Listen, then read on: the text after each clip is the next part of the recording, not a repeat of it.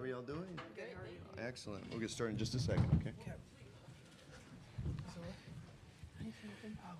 Welcome in to this 2025 NCAA Women's March Madness second round pregame press conference.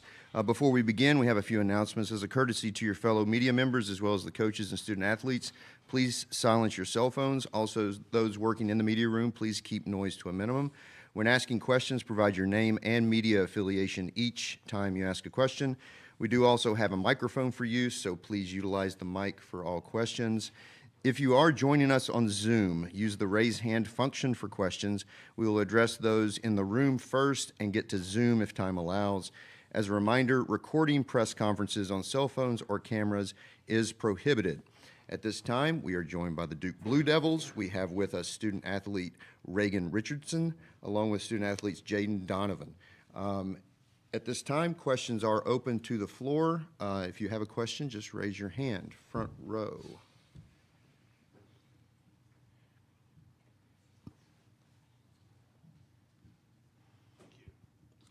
Mitch Northam, SB Nation. I assume you guys watched some Oregon film this morning?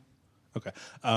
Just to make sure. What stood out to you on film about them, and I guess what are your expectations for what they do well and what you have to be aware of? Yeah, Oregon's a great team. They play really well inside and outside, both ends of the floor. So the main thing for us is just to, trust in the coach's game plan that they have for us.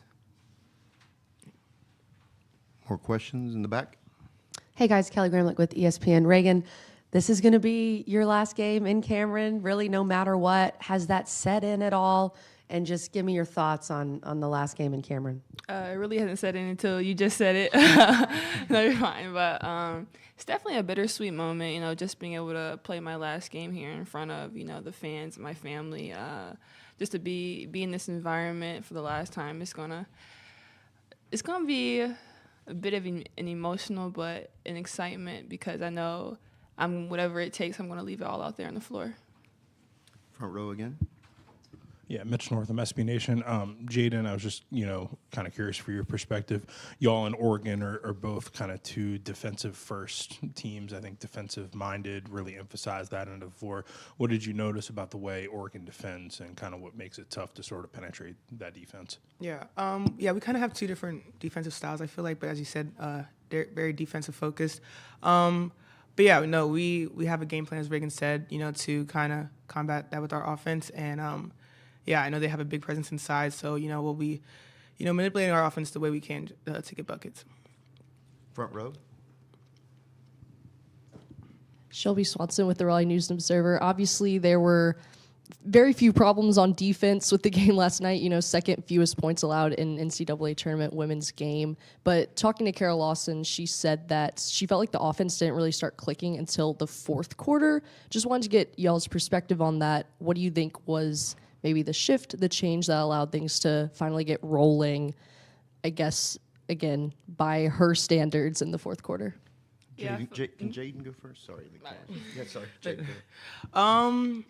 Yeah, I think we were just pushing the tempo a bit more in the fourth quarter. We kind of just playing with the flow, not really thinking much in transition. And I feel like we had a lot of early threes going into the fourth quarter. I think we had 3 back-to-back threes. So yeah, just kind of pushing the pace and assisting each other and trying to look for the open shots. Yeah, I feel like we were really locked in on defense, and our aggressiveness kind of led to our offense. We were playing a bit hectic on the offensive end and kind of forcing things that we shouldn't have. And I feel like once we kind of calmed down, our offense got flowing. Mitch Northam, SB Nation. For both of y'all, obviously both of you have played against Deja Kelly when she was a Tar Heel. Jaden, you last year, Reagan a little bit longer. What challenges does she present, and does your familiarity with her, I guess, help in preparation at all? Deja, she's a phenomenal player on both the offensive and defensive end, Yes, we've played her previously, but, she's definitely grown since we played her. So we're just going to have to, stick to the game plan and do whatever it takes to stop her. You want to add anything, Jay? Yeah, no, same with Reagan. I mean, only played her once, but, she's a great player. And, we have a scheme that we're going to try to execute defensively. But, yeah. More questions from the room? This is mainly for Reagan because Jaden, you weren't here when this question happened. 2 years ago, you guys hosted, ended up losing in the second round to Colorado. So it's been a minute since you guys have been able to get out of your pod in Durham. You did last year, obviously, but not here. What do you remember from that, Reagan? And is there any kind of lesson you can take from that? Yeah, I know during that moment in time, I know it was something that I've always remembered. Just being able to take in that loss here and just taking those emotions. So I know going into the game on Sunday, I'm just gonna try and leave it all out there on the floor. I know even last year we did whatever it took to win, especially against Ohio State. So we're gonna take that kind of mindset and do whatever it takes to win here. Shelby, did you have one? Yeah, front row. Shelby Swanson, Raleigh News and Observer. I was just curious for you guys, what is it about this team, whether it's the culture, the coaching, that allows you to just keep your foot on an opponent's necks even when you guys are up, 40 points, even more, for example, like last night? Yeah, I think it's just a standard here. I think it's the standard that the coaches have placed in us. I mean, we have practices, we might have a late game the night before or things like that. I mean, every practice we come with the same effort and energy and focus. And yeah, that's how we treat every game, no matter the opponent. And that was on display last night. Yeah, I feel like, it's March, so regardless if you're up by 20, down by 20, anybody can come back at any point in time. So just being able to, keep that energy up throughout the whole game is what we need. Any other questions from the room? Maybe one more in the back? Yes. Kelly Graham with ESPN again. Jaden, we were talking with Coach Kara yesterday, and she talked about you're kind of known for your athletic ability, right? But she said you're one of the smartest defensive players that she's ever coached. There you go. Yeah. So, okay, two-part question. What makes you known for your athletic ability? Give me the craziest thing maybe you can do athletically, whether it's hanging on the rim or whatever. And then where do you think that defensive IQ comes from for you? Crazy thing I can do athletically? I don't know. Maybe like two-hand grab on the rim, probably. Thank you. And secondly, you said, what was the second part? Sorry. Defensive IQ. Where do you think that comes from? I feel like honestly it's grown here a lot. My freshman year, I was a hacker. I fouled a lot.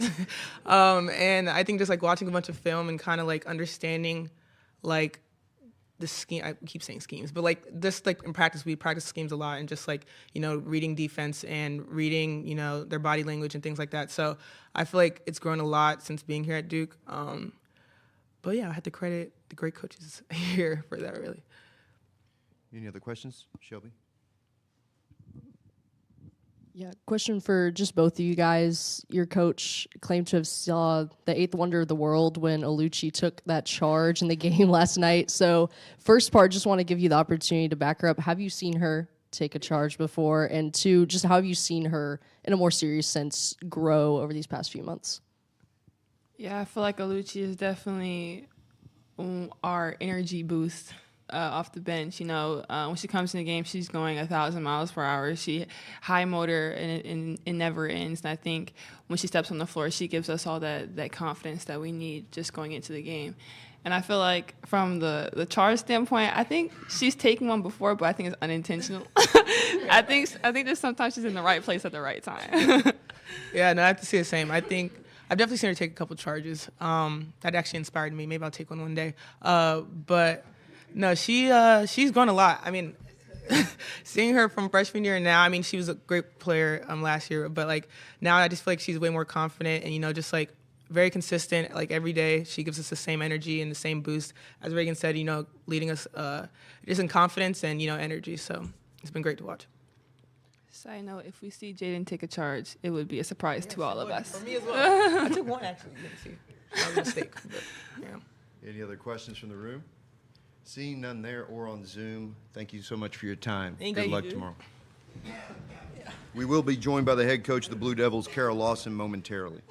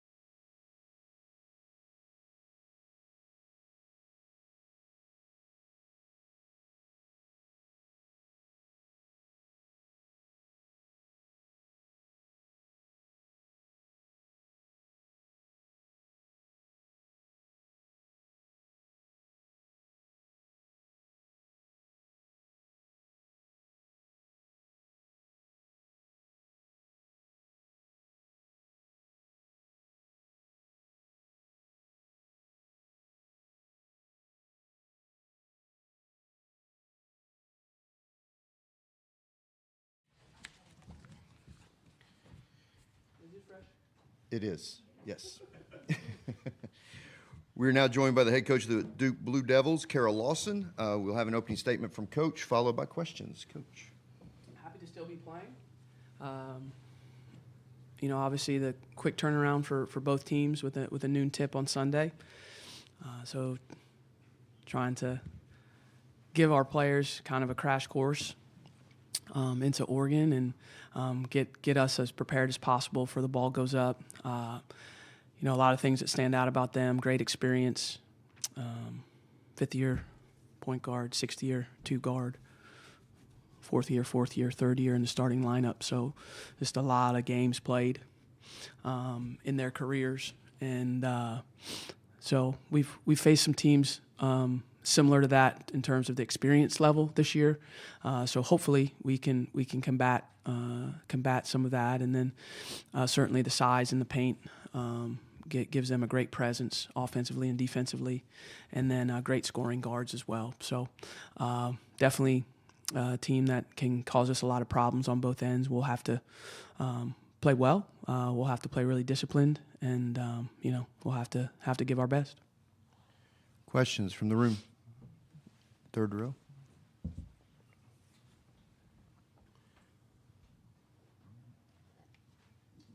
Mitch Northam, SB Nation. Oregon for the first three quarters yesterday, it felt like really sort of imposed their will on the game, especially on the defensive end. What about their defense really stood out to you, I guess, when you watched them on film, I assume this morning or late last night? Well, they have the great size in the paint, and so, I can kind of keep her there. And so it's hard to get to the rim with a defensive player like Che. And I thought they were really active defensively. I mean, they force, I think it's like 18 turnovers a game. So they're active. Like, it's not like they're just sitting back letting you do stuff. I mean, they have activity and length and intelligent players. So I think they force you into the shots that they want you to take consistently over the course of a game, and they do that over and over and over. And then they're really smart on the offensive end as well. More questions from the room? Same. Mitch Northam, SB Nation. Obviously, you've had to prepare for teams with Deja Kelly on them before in the past couple of years when she was at Carolina. Has her game evolved at all, you think, or changed in any way? And what still makes her kind of a tough matchup? I think she's always been one of the top guards, in the country, and so I don't think that's anything different. Can make big plays, unafraid of the moment. Used to being in high pressure situations. So, they can probably speak to in terms of her evolution more. I haven't watched her all year. Obviously, just started watching them last night. So, but really good player. More questions from the room? We're on Zoom. Fourth row. Hey, Coach. Kelly Graham, ESPN. What went into the decision to start Toby in the second half against Lehigh? Maybe trying to get her going. Just curious there. Yeah, Toby and Vanessa. I was just trying to even out minutes. I wish it was something really, smart. It was just Fournier had picked up 2 fouls in that first half, and Thomas had played 14 of the 20 minutes, and felt comfortable with the margin that I felt was more important to kind of get all our 10 players in the rotation, like stretches of minutes beyond like a minute and a half, meaning like a stretch of minutes where they would get tired because we hadn't played in those 2 weeks. So I was trying to give them chunk minutes, like 4 or 5 minute stretches, so they could feel that fatigue and kind of get it out of it. So, like Mayer was at a higher number of minutes too, and I think DeJesus was maybe like 6:56 after the first half, and Toby was like around there too. And so I didn't want her first time getting tired to be the second round. Yeah, so it was just trying to even them all out. So I think Wood had 24, which was the most of our team last night. And Wood wouldn't have been that high. It's just Donovan was in foul trouble in the first and the second half. So I went with Wood more. So, yeah, it wasn't anything at all, really. And we've done that through the year. We've changed the starting lineup at halftime through the year for one reason or another. It's not always been performance-based. Sometimes it's just been minutes, balance. It just depends on what we're feeling. So that's what we went with. And I thought both V and Toby started the third quarter well for us. So that was good. But I thought Thomas was terrific yesterday. I thought she played really well. If I'd have played her more minutes, she might have had like 20 and 10. I mean, she was rebounding at a high rate and physical and all of that. So, I said that to T and Delaney. I mean, we've done it before, but I said to him, I said, hey, you didn't do anything wrong. Don't stress about this. It's just I'm trying to balance your minutes because we might need you the whole time on Sunday. You just don't know what Sunday presents. So you want to make sure that they've gotten up and down, but there's not as much fatigue if you're up by that margin. And you don't want to extend someone unnecessarily when you're up by 30 or 40. More questions from the room? Third row. Mitch Northam, SB Nation. Just to follow up on Delaney, she was one of your double-digit scorers yesterday. I think had 7 rebounds alone in that second quarter where y'all went on that big run. How have you seen her kind of grow and improve this season? Yeah, Delaney's kind of like one of the most underappreciated players on our team because, the stuff that she does, she's very consistent. So there's not like a high and a low with her a ton. So some players, you'll have like these extreme highs. And so when they pop like that, you're like, holy cow, it's unbelievable. But then if you watch some players through the course of the year, like they have lows too, but you just remember the high games and you remember unbelievable plays and you're like, oh my goodness. Thomas is steady. Thomas, I know exactly what I'm going to get from her. She knows our coverages better than anyone. She knows our playbook better than anyone. I can play call and change in the middle of a play call something on the fly, and Thomas can do it instantaneously. So there's a lot of things that she brings that most people miss or glance over. And that's not, people aren't bad when they miss or glance over. We have a lot to look at because we play so many players. So it's kind of hard to like narrow in on each kid's gifts and what each kid brings to the team. But she brings so much to our team. And she's one of our best finishers when you look at her field goal percentage. She's one of our best rebounders when you look at like per 40-minute rebounding averages. She's our best screener, by far, our best screener. And so a lot of the plays that, Richardson getting open off an action or Jackson getting open off an action or DeJesus and Mayer getting downhill off an action, a lot of the times it's a Thomas screen, and she doesn't, there's no stat for that, right? And then she's really physical. She's really physical and strong. And so in the paint, that's come in handy for us. And then she's experienced. She's not as experienced as she's a sophomore, but she played in the system last year. And so she played in big games last year, and she played big in big games. Delaney's always played well in big games for us. If you go back to her history, even as a freshman, she's played great. She played great at Stanford last year. She played great at home against South Carolina last year. She played great against North Carolina at home. She was our leading scorer. She played great against Ohio State in the second round last year. And there's many games this year she's played great. So she's just super consistent, and she knows she has every detail down. If you ask her any detail of a scouting report, Delaney knows it. She can remember and has great recall, and she's a critical piece. And so, like I said, she's probably one of the more underappreciated kids because her high games aren't ones that are like, wow, look at what she did. But, man, there's no way we're where we are without Thomas. I mean, she's been incredible for us this year, and I thought she was great. I mean, I felt bad kind of sitting her more in the second half because, she just came out like a lion, So hopefully she's got some more lion tomorrow for us. Any other questions from the room? Coach, I have one, actually. Being from the state of Tennessee, having watched you play and watched Coach Summit navigate March Madness, are there any aspects of what you experienced as a student athlete playing under Coach Summit that you bring to the approach here at Duke? Yeah, I think foundationally, most of what we do comes from Coach Summit. Most of how we built our program is from that. Stylistically, how we do it, there are some similarities and differences. Although this team plays defense like Tennessee more than any team I've had here. This team does play like we played at Tennessee. They have the athleticism and the Just like ability to overwhelm on some possessions throughout the year, and so I would say this team's closer. You know, I'm not saying they are. Right. Got it. My teammates would be mad at me if I said that. Well, no, they're not. I mean, come on. I would lock them up. Come on now. But they're getting closer. Well, awesome. Thanks, Coach, for the time. Thank you. Appreciate it. Good luck tomorrow. Thanks.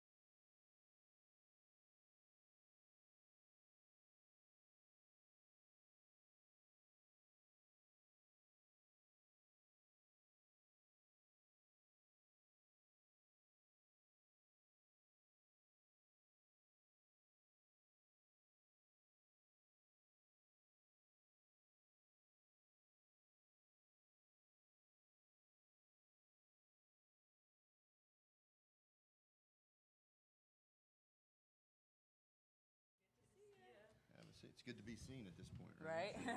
Very true. At this time, we are now joined by the Oregon Ducks. We have with us student athletes Peyton Scott and Deja Kelly. As a reminder to those on Zoom, if you'll just raise a hand, we will come to you at the end in the room. Just raise your hand. We have a mic for you for asking questions. So with that, questions from the room, front row. Ryan Clark with the Oregonian. For both of you, just being able to watch Duke last night and then on film, what has stood out about them? Obviously, one of the better teams in the country this season. I think just watching them play before and even last night, they're pretty disciplined, pretty solid on defense. They definitely hang their hat on defense. They rebound like crazy. They're going to get on the offensive boards. So those are our two big keys right now. And then, just really holding them to one shot and making sure that we're disciplined on both sides of the ball. Do you want to try to say that? Yeah, I can. They're a really good team. I'm very familiar with them. They're just a very overall solid, disciplined team, which I think, which makes them one of the best in the country. And I think that's, for us, it's going to be a really good challenge. But I think, both sides, we both like defense, and I think it'll be a very defensive-oriented game, which we're excited about. But, yeah, they're a good squad. They have some good players, and, we're just going to focus on how we can defend like we know how. Third row. Mitch Northam, SB Nation. Deja, I'm wondering just, from facing this team now for what will be the fourth year in a row, if there's any traits about Kara's Duke's teams that have, one characteristic that's carried over through those 4 years that really stands out to you. I would just say disciplined. I think all of her teams, all the teams that I've played, were just always so disciplined on both ends of the floor. Just very defensive-minded. I think that's been the common theme. And, you've seen in the last 4 years, our games always ended in the 40s and low 50s sometimes, but our halftime scores were 15-12. It was definitely slower paced, which is, that's just been common in her teams. But, I like it. I think we like to play a little slower too, more of a half-court game. So I think it'll kind of be a battle of that, back and forth. More questions from the room? Front row again. Deja, do you expect to hear some of the chirping that maybe we heard a little bit of already last night, with some of the Duke fans? Oh, yeah, for sure. I'm used to it at this point. I'm curious to see what different signs will be in the stands this time and stuff. But I'm used to it. They'll get a little taste of it too. It's a great environment, though. Honestly, I think it's really fun to play in. I love playing in environments like this. So, and they do too. And I think we'll feed off of that chirping energy.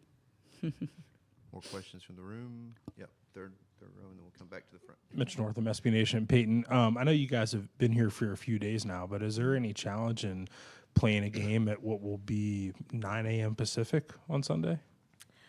Honestly, no, just because we've done it before with the Big Ten. We've had those early games, so I feel like that really prepared us for it, and so it's nothing that we haven't done or seen before. Front row. Peyton, is your grandpa willing to set aside the Duke fandom finally just for this one day tomorrow? Yeah, I think he did tell me he packed a Duke shirt, but he said he'd set it aside and he wasn't gonna wear it this time. So we're grateful. All Ducks. Any other questions, Shelby? Shelby Swanson, Raleigh News and Observer. Just for both of you guys, what do you take away from last night's game in terms of things that you guys did well overall and some maybe points for improvement?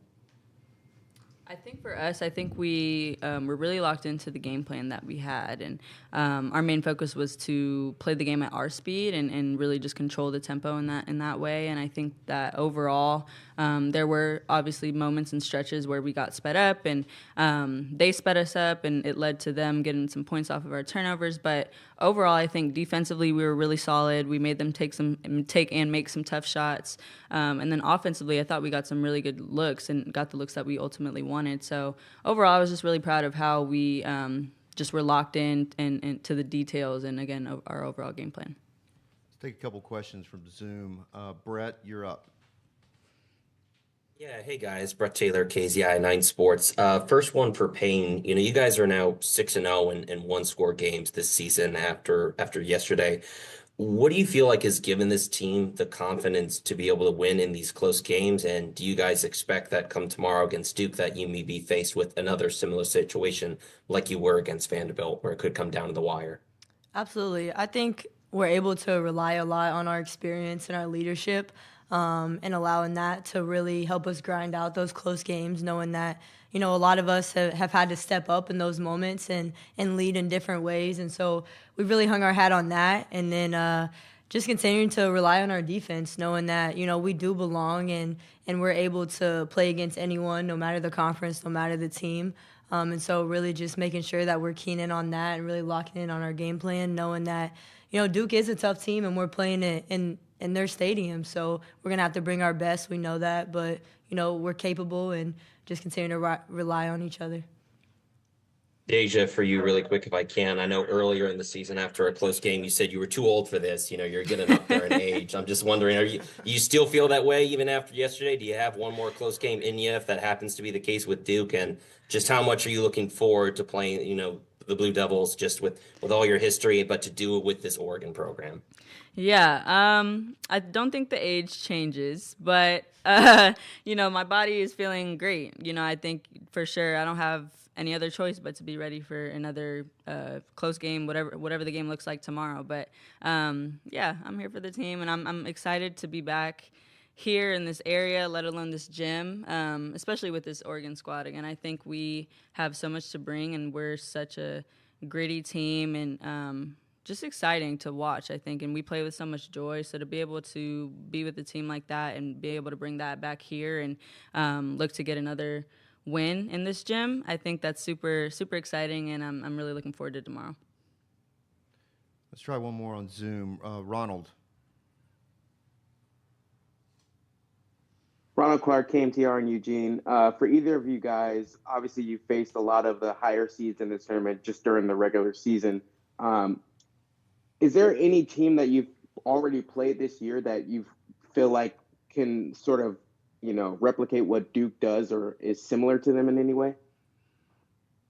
Good question. Michigan State, maybe. That's what I think of. Yeah, in a way, yeah. Maybe Michigan State, just the way that they, get up in pressure and how they hang their hat on defense. And they're a pretty versatile group. I would say out of our league, they had some smaller players play their guards. four, and so I think it's a pretty similar style of play-ish. Any other questions from the room? I think I see one more, perhaps. Brett, did you have one more? Oh, no, sorry. I just forgot to put it down. My apologies. You're the first to do that this week. That's okay. Yeah, we got one more, Shelby. Yeah, Shelby Swanson, Raleigh News and Observer. Again, going back to a similar theme, but, Deja, you've experienced so many great games here. I'm curious if any specific moments stand out from playing in this gym that you really remember. And then for Peyton, has Deja shared anything with you about playing in Cameron Indoor, maybe facing some of those Duke fans? Have I?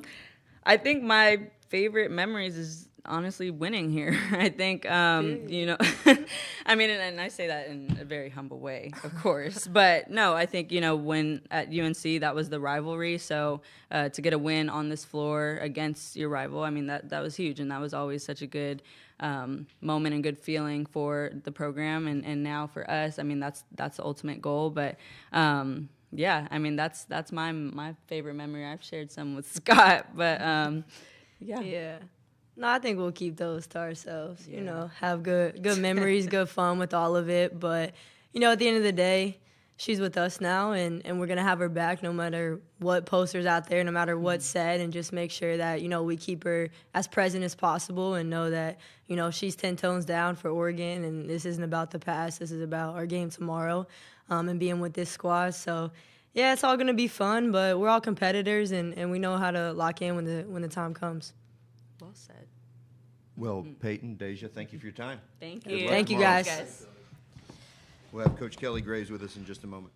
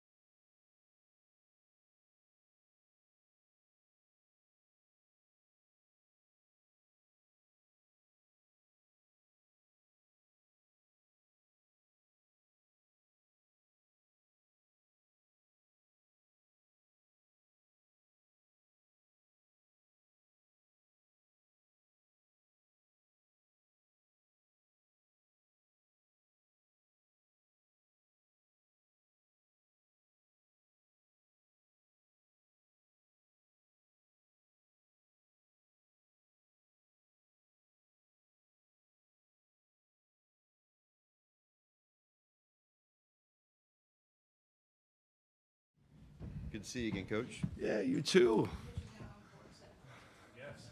Make it quick, all right? Just make up anything you want to say. We are now Just joined don't by make me look dumb. we are now joined by the head coach of the Oregon Ducks, Kelly Graves. Coach, opening statement, then we'll have questions from the room. How about we just go right to the questions? Just go right to the questions. Yeah. All right, questions. Here we go. Mitch Northam, SB Nation. You and Duke both are very, you lean on your defense, your defensive teams, a little bit of different styles. But I guess what stands out to you about them, about their defense, and how do you see that kind of clashing? Yeah, the first thing you notice when you watch them, and I've seen them on tape a couple times, but you can't always tell the story, from that. When I sat down and watched them last night, first thing I noticed was just how hard they play. Oh my goodness. They really get after you.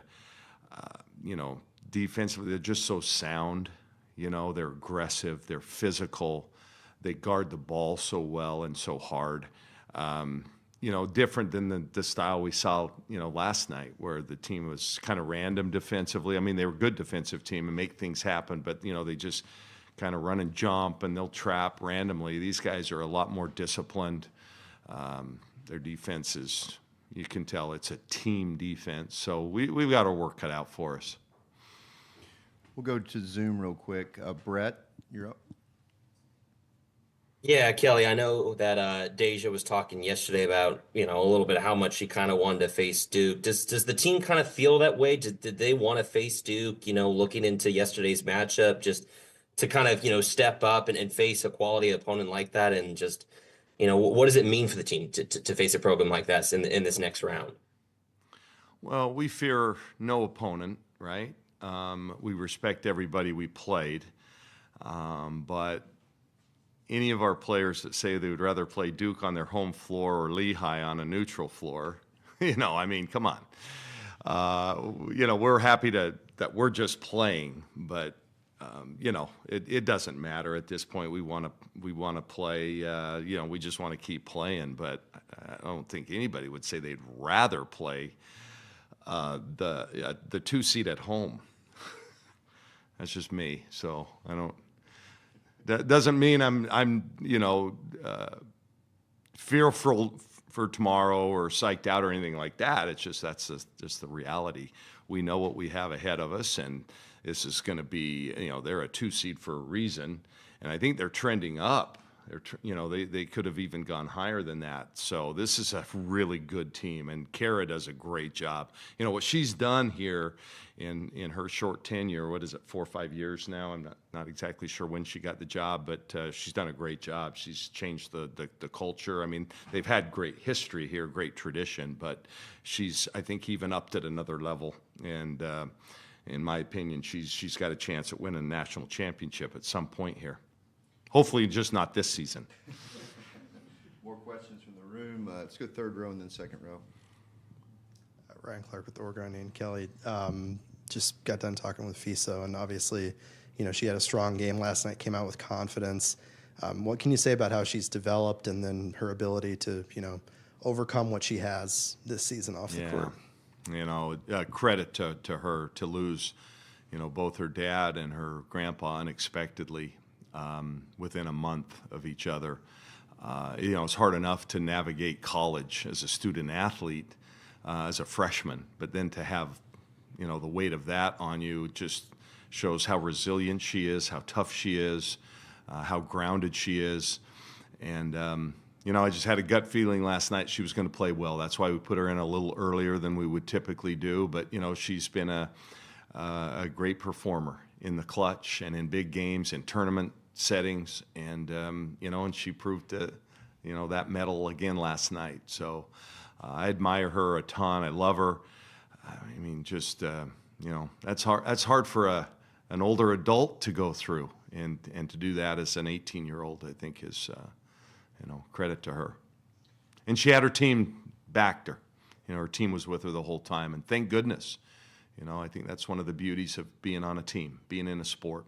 You've got a lot of sisters and other family that's there outside your own. Second row, and then we'll go back to Zoom. Mitch Northam, SB Nation. Tomorrow's game is 9 a.m. Pacific.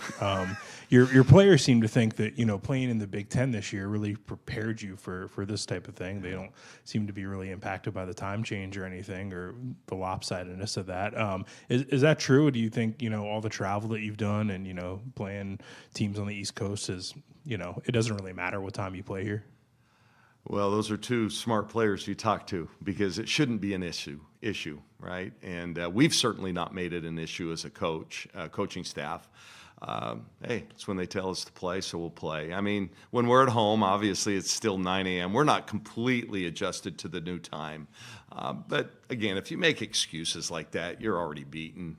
The last time we went through this region, we had an 8 a.m. tip, and well, okay, and we did just fine. We played really well that game, so I don't think it's an issue. And in some ways, it's good. You just get up, get it done. You don't have to think about it all day. So there's a good side and a bad side. But I think we just have really veteran guards, the ones you talk to especially, and we'll just hey, they have to get up early too. Maybe they stay out later as Dukies. We have a curfew in our hotel, so we know they're going to be in bed at the right time. Back to Zoom. Ronald, you're up. Ronald Clark, KMTR, and Eugene. Coach, I feel like we talked about your team's three-point shooting basically all year, and then they get hot at the right moment yesterday. Do you feel like that's something that they can be consistent with and take into this next game? Sure hope so. I guess the law of averages. You keep playing. At some point, you'll have one of those games. But we got great looks, and then our players were confident. I think shooting's. It's one of those things when, when others are making shots, it makes it seem like, everybody's going to make them. We need that kind of a shooting effort again, or we're not going to be able to beat these guys, I don't think. And, but we shot well from the field, shot well from the three-point line. The one area we didn't was from the free throw line. It darn near cost us. But yeah, it was nice to see. One more from Zoom. Brenna?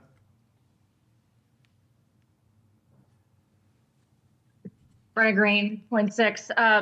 Coach, first of all, a two-part question.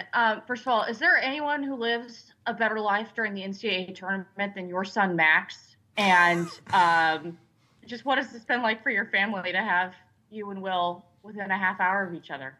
Well, they were a little disappointed and kind of pissed off. I know I can't say that. Yeah, feel free. Okay. That we went overtime because they wanted to hurry and get up to Raleigh for the Florida game, and we held them back a little bit. But, yeah, Max is living his best life, and I know you did a piece on him in the Final Four season at Gonzaga when we were in Indianapolis together.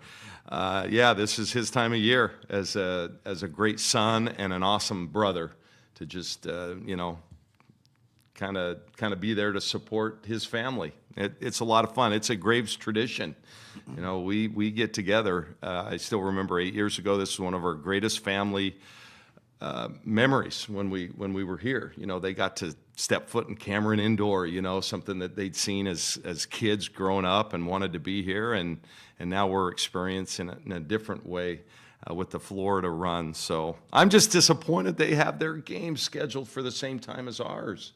And they did last night, so I can't go up and see him myself. But, yeah, Max, he gets his money's worth, too. If you're near him at a game, either plug your ears or hopefully you have you're hardened because he can get real personal.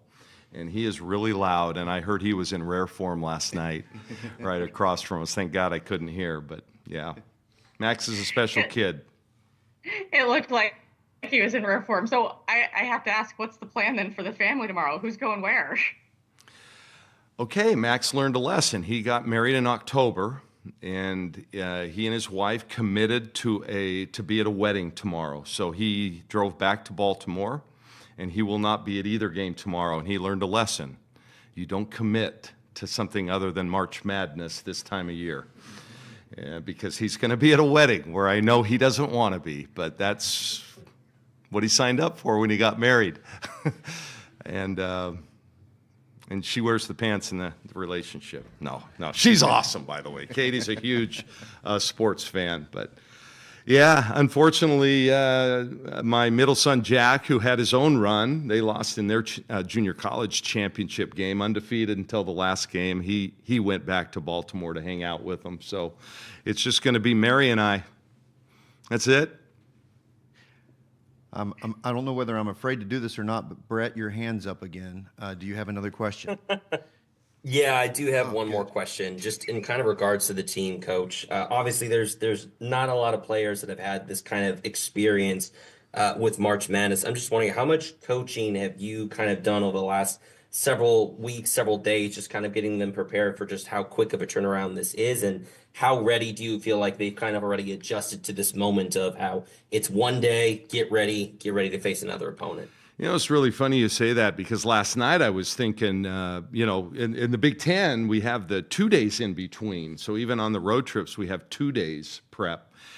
And I had to switch gears and say, oh my goodness, no, this got to be done quick. So it's a little bit different. Yeah, we've prepped the team best we can. But this is a new experience for them as well. So and unfortunately, we went an extra 5 minutes. We played our players a little bit longer than they typically are. We have several that are hurt anyway. So, we're kind of playing on fumes and guts. I guess those are two nice things to have, but those are the two that we're going to rely on. Now, we had a couple players that didn't play yesterday that typically do in every game, and so we're going to rely on them. We're going to have to go a little bit deeper into our bench, I think, especially in the first half, to give our players some rest, because I thought actually late in the game yesterday you could tell we were a little bit tired. Some of our shots were short. The free throws we didn't convert, and I think part of that was just fatigue. So we've got to be wary of that tomorrow. Thank you. Thanks, Brett. Thank you. Last one from Zoom, Ronald, and then we'll come back to the room if we have any more. It sounded like Deja was getting a little bit of heckling, being back on enemy territory. Now she's going to be facing against Duke. How much do you feel like your team sort of feast off of, enemy crowds and things like that?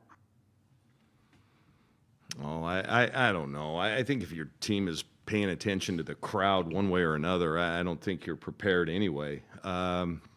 This is Duke. You're famous for tremendous crowds, and I know that they had an active student body there last night. I'm hoping that they all decide to go up to the men's game and sit this one out, but I don't think that will be the case. So, yeah, we just go out and do what we do. I don't think the crowd will affect us. Deja's played here before. I'm sure that she wasn't very beloved when she was down here anyway, so she's probably used to it. And our other players, they're not going to know much difference. So I don't think it'll be a factor. Got about 1 more minute. Any other questions from the room or Zoom? Seeing none, Coach, thank you for your time. All right, thanks, you guys. A few closing announcements. Hammond Communications will post a recording of this press conference in the NCAA Digital Media Hub at ncaa.veritone.com. In addition, transcripts are provided by ASAP and will be posted shortly. Thank you for joining us.